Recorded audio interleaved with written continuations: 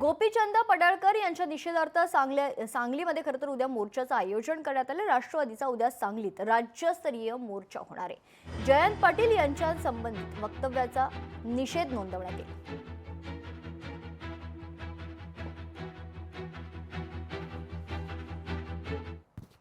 जयंत पाटील साहेबांच्या विषयी अगदी खालच्या पातळीवर जाऊन टीका केली।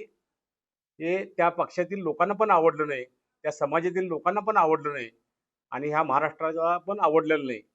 त्याच्या निषेधात सोमवार दिनांक 22 रोजी सांगलीतून आत्ता अध्यक्षांनी सांगितलं मोर्चा सुरू होतो। पण त्यांच्यातला एखादा असं वाच्यता करत असेल तर त्याला ते समर्थन करत नाही। त्याचा निषेध व्यक्त करण्यासाठी मोठ्या संख्येनं महाराष्ट्रातील आमदार, खासदार, राष्ट्रवादी काँग्रेस पक्ष, शरदचंद्र पवार पक्षाचे पण येतात, इतर पक्षाचे पण सर्व पक्षीय नेते उद्याच्या व्यासपीठावर असतील।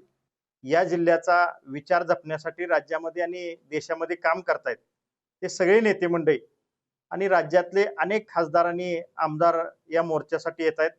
पक्षाचे काही फ्रंटल सेलचे अध्यक्ष आणि त्याचबरोबर पक्षामध्ये काम करणारे राज्यस्तरावरील सगळे नेते या निषेध मोर्चामध्ये आपलं मत व्यक्त करण्यासाठी, या प्रवृत्तीला थांबवण्यासाठी, या प्रवृत्तीला कुठंतरी या राज्यात थांबवलं पाहिजे, या प्रमुख भूमिकेने या ठिकाणी या मोर्चामध्ये आणि सभेमध्ये येणार आहेत।